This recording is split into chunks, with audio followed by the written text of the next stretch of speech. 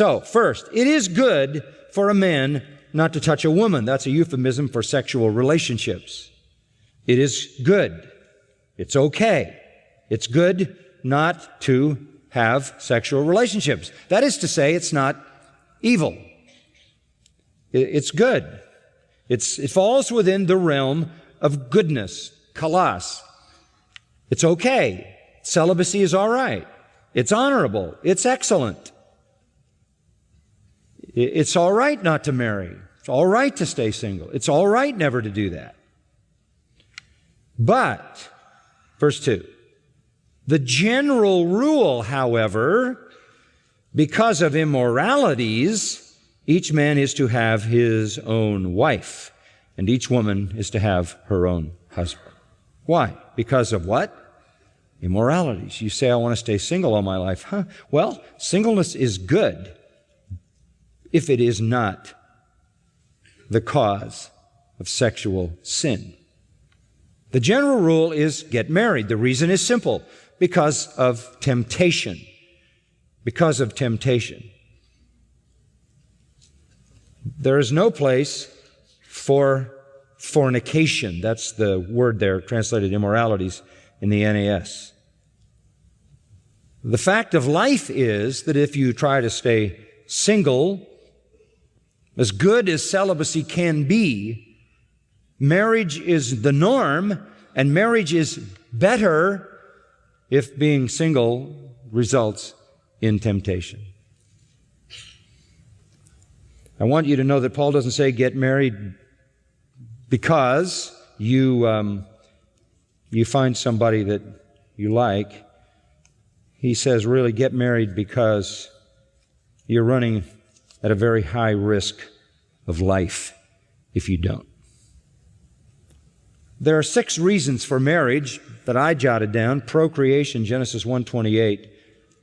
Pleasure, Hebrews 13:4, the bed is not defiled, it's undefiled. Pleasure. Purity, right here. Provision, you take a wife in order that you might protect her and care for her and nourish her and cherish her as the Lord does the church. Partnership, not good to be alone, you need a helper. And picture of Christ in the church. But right in the middle of that is this notion of purity. Each man is to have his own wife, and each woman is to have her own husband. Verse 3, the husband then must fulfill his duty to his wife, and likewise also the wife to her husband. So Paul is saying, there are some people saying, well, should we just stay single? Should we just be celibate? Should we see sex as evil? Why would they say that? Because it mostly was in their world. It was just immorality everywhere, fornication everywhere, adultery everywhere, all the time, by everybody. And so some of them think they're taking the noble high ground and saying, maybe we just don't do that at all. Because it was a pornographic culture. It was a debased culture.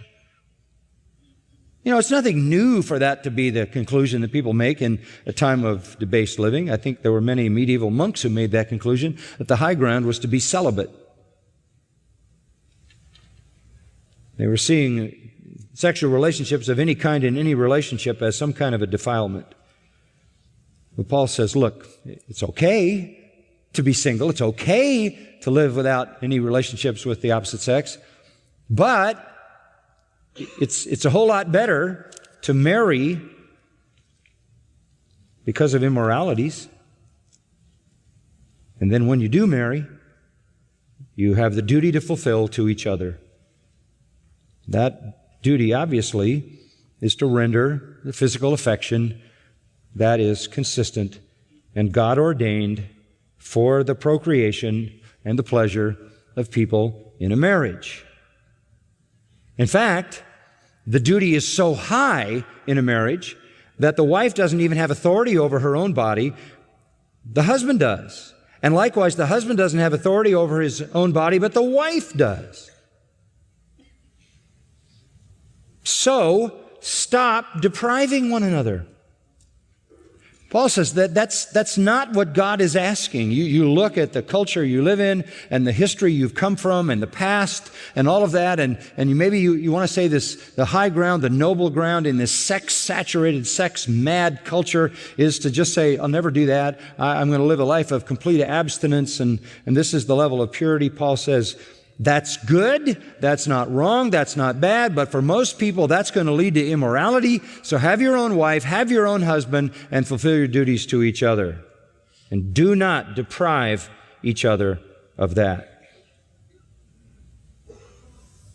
Unless, verse 5, by agreement for a time, so that you may devote yourselves to prayer. If there is some exigency in your life, some trauma in your life, some issue in your life, which, much like fasting from food, consumes you with sadness and sorrow, these kinds of things flee your mind. You agree to that. But come together again. Why? So that Satan will not tempt you because of your lack of self-control. Don't do that. You give Satan opportunity. So the opposite is true. You think that you'll be more pure by withholding that. The truth is, you're going to go right down the path that Satan wants you to go into sin because you're going to be tempted because of your inability to exercise self-control. Get married for the sake of purity.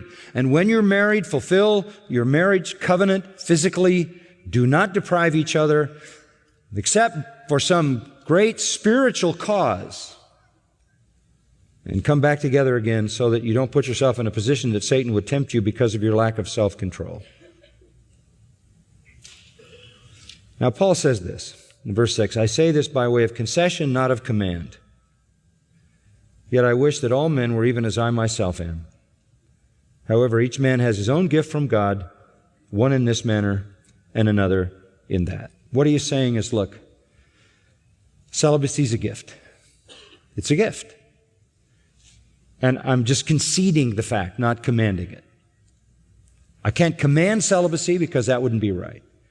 But I would, by way of concession, say, I wish you were like me, which is to say that he's what? He's not married. Was he ever married? Most of us think he was because he was a member of the Sanhedrin, and you had to be married to be a member of the Sanhedrin. What happened to his wife? Who knows? We don't know. We don't think he left her at home and took off for the rest of his life. So he probably lost his wife in death. He says to the Corinthians in 1 Corinthians chapter 9, a man has a right to lead about a wife. He has that right. But Paul did not exercise that right. And it was based upon the fact that each man has his own gift from God. And this is what we talk about, the gift of singleness.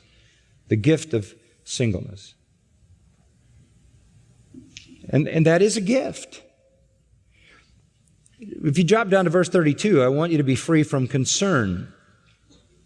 One who is unmarried is concerned about the things of the Lord, how he may please the Lord. But one who is married is concerned about the things of the world, how he may please his wife. And his interests are divided, verse 34.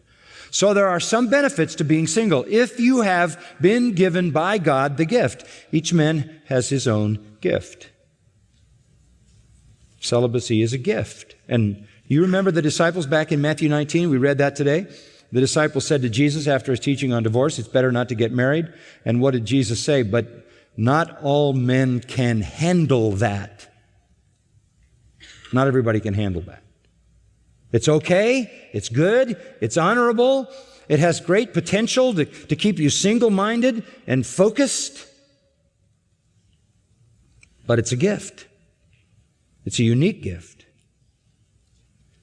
The gift is best known by those who feel strong, complete comfort in being single and no strong desire for a partner, for an intimate partner, a life partner.